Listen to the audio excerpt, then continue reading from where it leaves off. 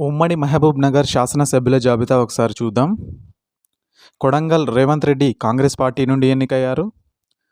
Narayanpet Chittem Parnika Reddy Congress party నుండి ఎన్నికయ్యారు.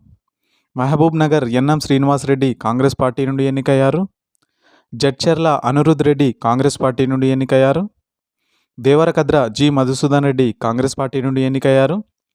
Makthal Vakiti Srihari Congress party నుండి ఎన్నికయ్యారు. వనపర్తి మెగారెడ్డి కాంగ్రెస్ పార్టీ నుండి ఎన్నికయ్యారు. గద్వాల బండ్ల కృష్ణ మోహన్ రెడ్డి బీఆర్ఎస్ పార్టీ నుండి ఎన్నికయ్యారు. అలంపూర్ విజయుడు బీఆర్ఎస్ పార్టీ నుండి ఎన్నికయ్యారు.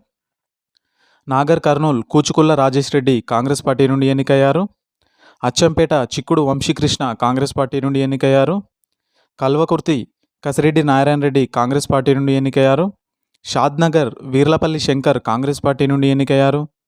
కొల్లాపూర్ జూపల్లి కృష్ణారావు కాంగ్రెస్ పార్టీ నుండి ఎన్నికయ్యారు.